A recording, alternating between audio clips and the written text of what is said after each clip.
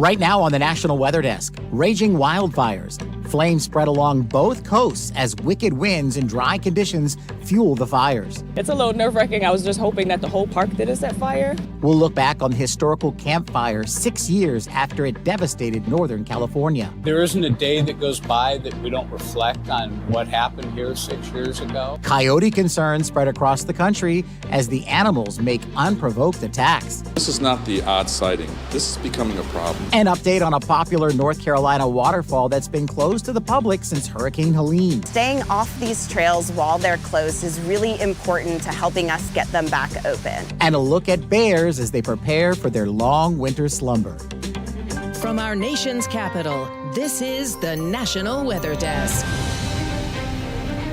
And a very good morning and welcome to the National Weather Desk. I'm WJLA Senior Meteorologist Brian Vandergraff, and a happy Veterans Day to all that have served our country. Well, wildfires continue to burn this morning on both coasts. In California, crews are making progress battling the mountain fire. It's now about 31% contained. And on the East Coast, fires are now burning in New York and New Jersey. There has been little rainfall in more than a month. Rick Damigella has details. Firefighters are gaining ground on a massive wildfire in Southern California, burning since Wednesday, scorching more than 20,000 acres. Thousands of residents have been forced to evacuate, and the fire has destroyed more than 100 properties. This is like surreal. I mean, I know we live in a fire danger area, but this is not, it came out of nowhere. It was so fast. We were in Minnesota, and our friends were texting us, asking us if we were okay.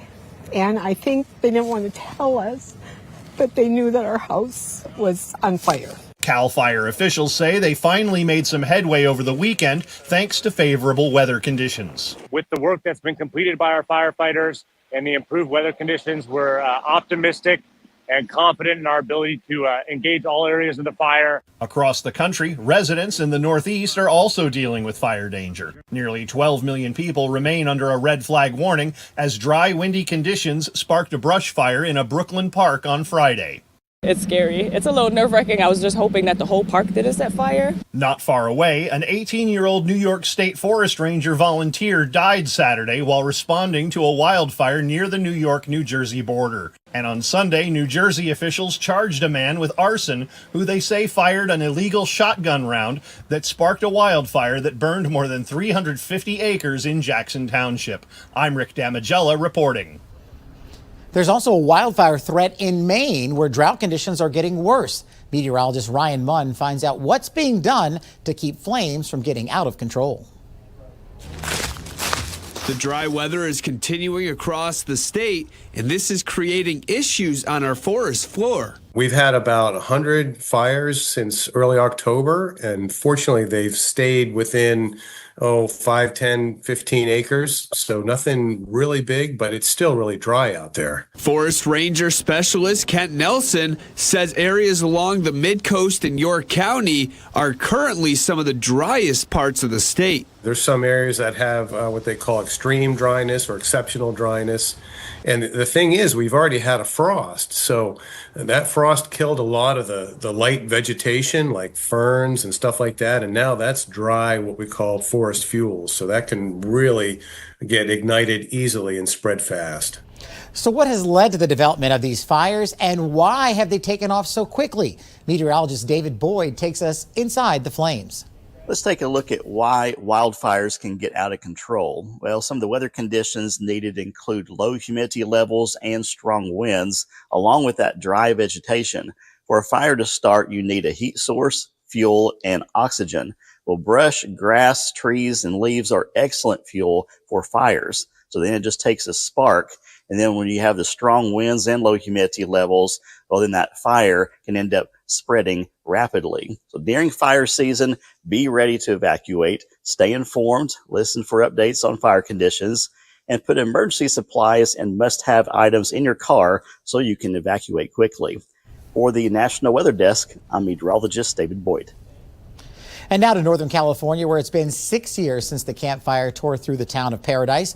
85 people died and more than 150,000 acres were scorched, forever changing the landscape and soul of the town. Muna Sadek now with more on the survivors.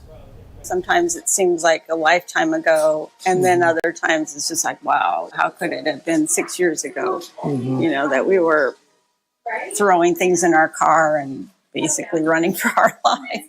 Pam and Bill Hartley say leaving Paradise after the 2018 fire just didn't feel quite right. Of course, the landscape is different. There aren't as many trees, but you have views that you never had before, you know. They've spent 43 years in Paradise, nearly half of which was spent running Joyland's Candies, the couple purchasing the generations-old business in 2000 for a change of pace. Next thing we know, we had the keys to the store and we were the owners. And I was coming in making candy at night and working police work in the day. It all came to a halt in 2018, the fire leveling 2 family homes and their business. That's a hard one to sort of reconcile, that we lost that beautiful building and all of that wonderful equipment.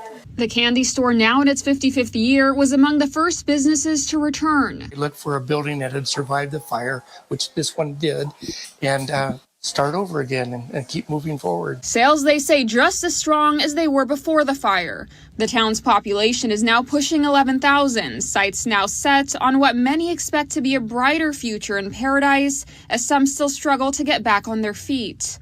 We still have people living in trailers, and the goal is to get them in permanent housing. Survivors continue to reflect on why they still choose to call Paradise home.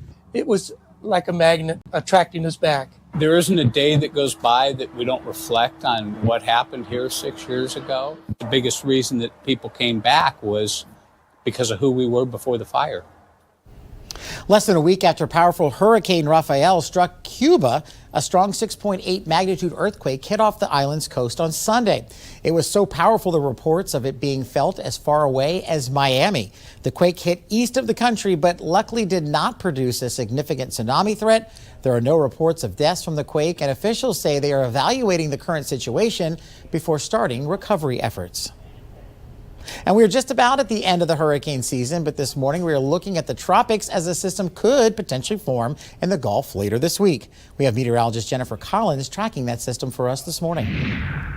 All right, a look right now at the only area we're watching in the Atlantic. Rafael has now become a post-tropical low in the central Gulf of Mexico. We're monitoring near the Western Caribbean around Central America for our next area for potential development. A low pressure area could develop here. Some gradual development is possible. Just something to watch for now in that portion of the Caribbean.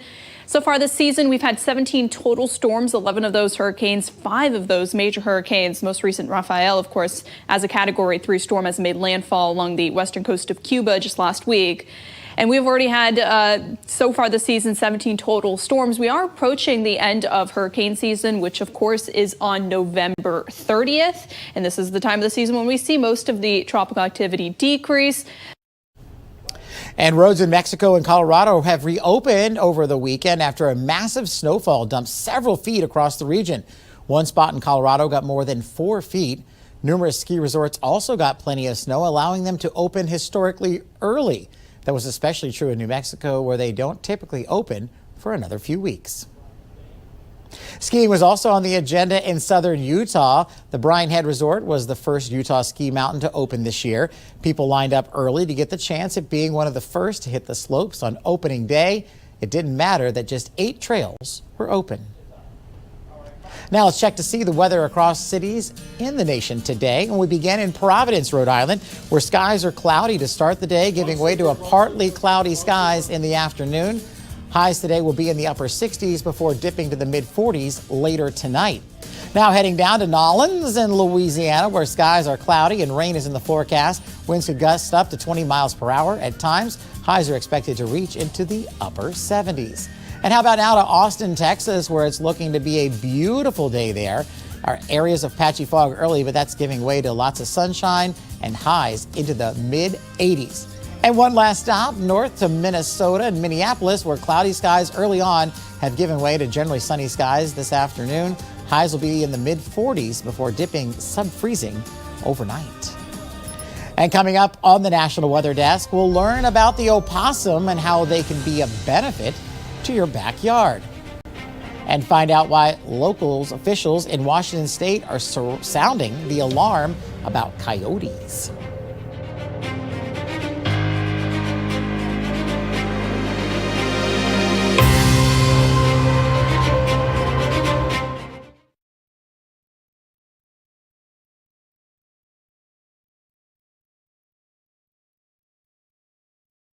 I'm meteorologist Ryan Munn. Let's take a look at the Northeast as we head through the daytime. Some very light showers during the morning hours on Monday, but most of us are going to see partly to mostly sunny skies through the day on Monday. A very, very mild day as well for this time of the year.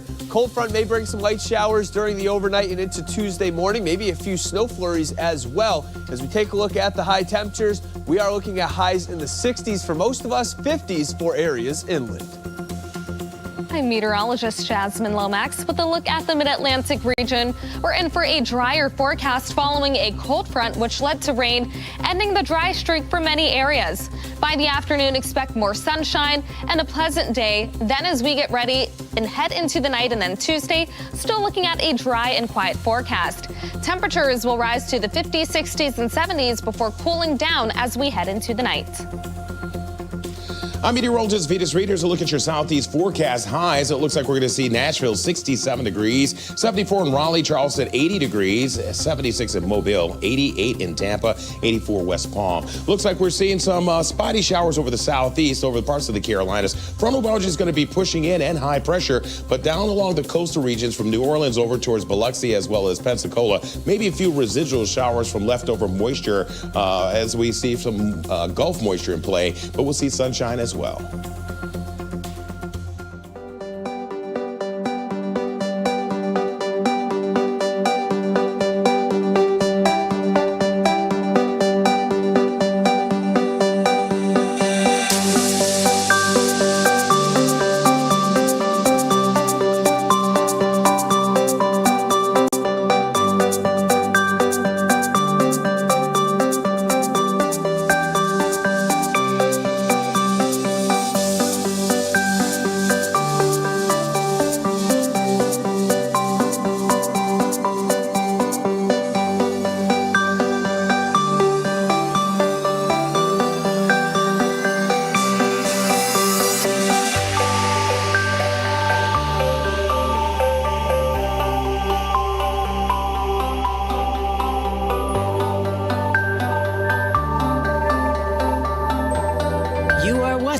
The National Weather Desk.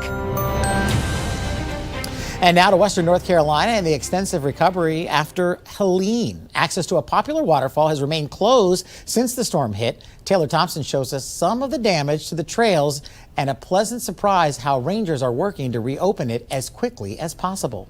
When you look around at the damage done in Old Fort, Lisa Jennings with the U.S. Forest Service says Catawba Falls is a good news story. We were closed for about 2 years building the staircase and tower system to the upper falls, and the good news is that it is all intact. But the bad news? There's about a dozen landslides on the trail to get here, and that's why we're still closed. Jennings says it's been hard to see all of this damage after the momentum they had with the reopening of the trail back in May. People were so excited to get it open, and after the storm, when we went to town, the number one question we got asked was, how is Catawba Falls? With how severe the storm was, Jennings says it's crazy that nothing touched the staircase. Like somebody put a protective bubble around Catawba Falls to save the staircase and tower. Not a single tree fell on the structure, even though the river came over part of it. While it was built to be able to withstand storms, this was unprecedented. We never imagined the kind of rain and flow we would get with Helene, but it says a lot that this structure is still here and could take that capacity of the river and not wash away. Thankfully, the damages to the trail leading up to the stairwell are a much easier fix. We can have temporary fixes to get people up here sooner, and while we work on long-term engineering fixes to make sure that the trail is stable. They're currently working to get Helene recovery funds from Congress to start the temporary fixes, and that in the meantime, it's important for people to remember. Staying off these trails while they're closed is really important to helping us get them back open. Coyote concerns are growing in many metropolitan areas. In fact, a rise in attacks on humans now has a Seattle council member pushing for action. Denise Whitaker takes a closer look at a growing problem. Seeing a coyote out roaming like this one captured on a state camera at Snoqualmie Pass is normal, but more and more people are seeing and snapping photos of coyotes while walking through Seattle neighborhoods. This is not the odd sighting. This is becoming a problem. Seattle Fire rushed a woman to the hospital with bites on her arms and scratches to her head after she ran to pull her dachshund away from a coyote that had it clenched in his jaw. Coyote-human encounters are scary, being documented more and more in Seattle and other urban areas. Watch as a coyote chases a toddler through that child's backyard in Portland. Another toddler chased and attacked by a coyote in Phoenix. They're becoming more aggressive, and we've been seeing much more of that. And bottom line is we can't wait for that, that tragic incident to happen. Fish and Wildlife officers did look for the coyote the day the woman was attacked, but they did not find it. This is not just a nuisance anymore. While Kettle and others look for solutions, everyone else is warned to keep an eye out for coyotes. Opossums are nothing like coyotes, but they also pose a danger to you. They can actually be beneficial to have around your yard, though. Meteorologist Joe DiCarlo visited a San Antonio Animal Rehabilitation Center to learn more about the opossum. Opossums get a rough reputation due to their appearance, but are actually very beneficial to have around. They catch and eat cockroaches and other bugs, mice and rats, and they're impervious to snake venom. So we want them to be in our backyard, snacking on those venomous snakes that could get a hold of one of our pets or animals. Although they look threatening, they're harmless. People know when they get too scared, they have a seizure and pass out and play dead. So they're really just a quirky little friend to have in the backyard. After an animal is rehabilitated, they are released to the wild. We do take the animals to either property owners that have requested specific species because they're looking for pest control there. We are sometimes releasing in the park systems. The push for cleaner energy is a continuous effort, but what happens when those new methods affect wildlife? One Midwestern company is developing a habitat conservation plan to reduce the environmental impacts that wind turbines are having on local bats. Meteorologist Garrett Haid reports from Cedar Rapids, Iowa. Studies show wind turbines account for around 140 to 700,000 bird deaths each year, which is barely a fraction of what domesticated cats account for, with nearly 2.4 billion deaths each year. However, another study from 2018 showed North American wind turbines as the second highest cause of death among bats. And to minimize the impact, Mid-American Energy has been working with the U.S. Fish and Wildlife Service and other environmental researchers on putting together a plan to purchase conservation land to make it more habitable for bats, and is trying to change operations during the migrating season to help as well.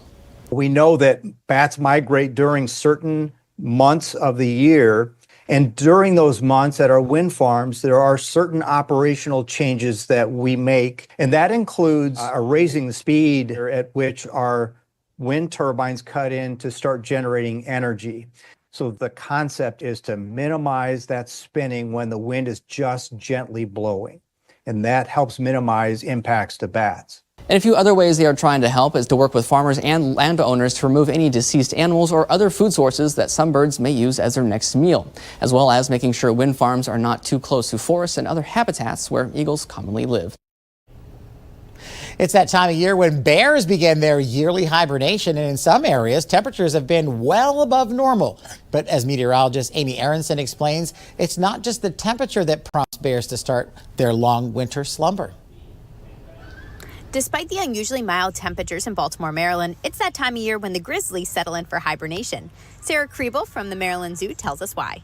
There's a few different cues seasonally. So temperatures can be one, photo period, so how much daylight that they have, and then also food availability. So they're, like I said, they spend months bulking and putting on thousands of calories every single day. So as soon as those opportunities deplete, that's kind of when they're going to start slowing down as well. We're actually seeing there aren't as many grizzlies in the wild right now that are going into their dens at the moment. We're seeing a lot of seasonal fluctuations. Right now it's a little bit warmer. Even today, it's about 83 degrees here in Maryland. So we still see some behavior trends. So technically the two female grizzlies are not completely asleep.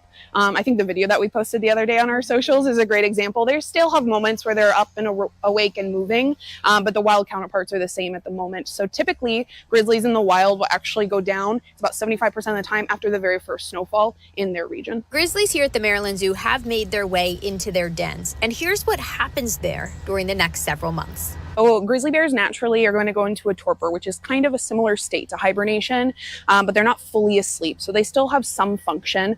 Their heart rate drops really low. Their metabolism drops pretty low. But that's why they spend so much time bulking up in the spring and early fall, because in torpor, they're going to lose about 5,000 calories a day just to kind of maintain a regular function at that point. And that's because in their native habitat, it's really kind of a extreme weather situation, and so they want to spend as little time conserving that energy, and that means that if they can create a really cozy, nice den, it's going to be a lot safer and more comfortable than being out in the freezing tundra. Here at the Maryland Zoo, I'm meteorologist Amy Aronson.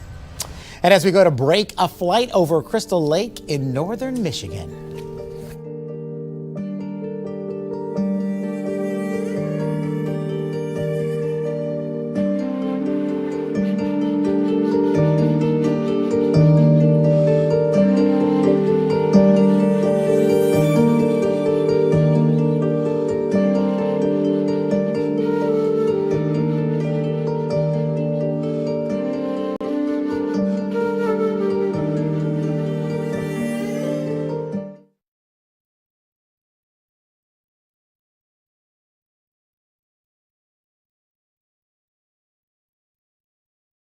Well, a very good Monday morning, everyone. I'm meteorologist Andrew Buckmichael, taking a look at today here. We got a little bit of rain and even some snow up here in Canada, but for us, pretty quiet. We got some clouds going across the Great Lakes with a cold front today. Otherwise, things are pretty quiet today. High temperatures getting into the 40s, 50s, and some 60s to the south.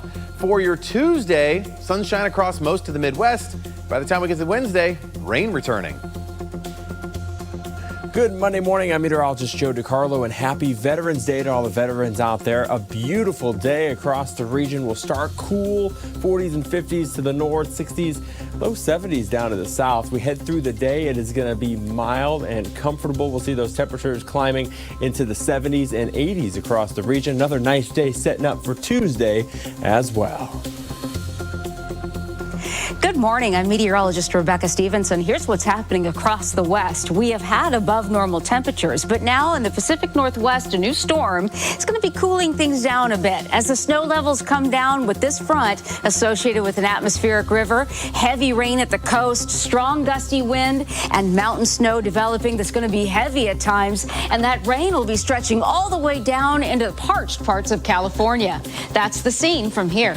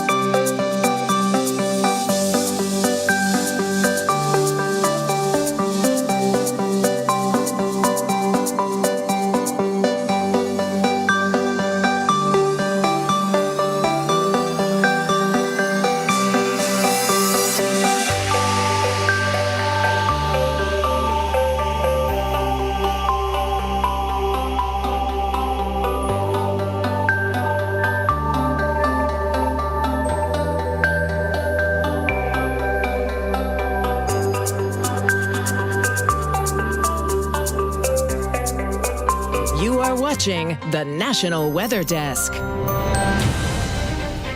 Well, it's been a mostly warm fall across much of the country, but that's likely to change this winter, especially in northern states, and that's because the La Nina climate pattern is coming.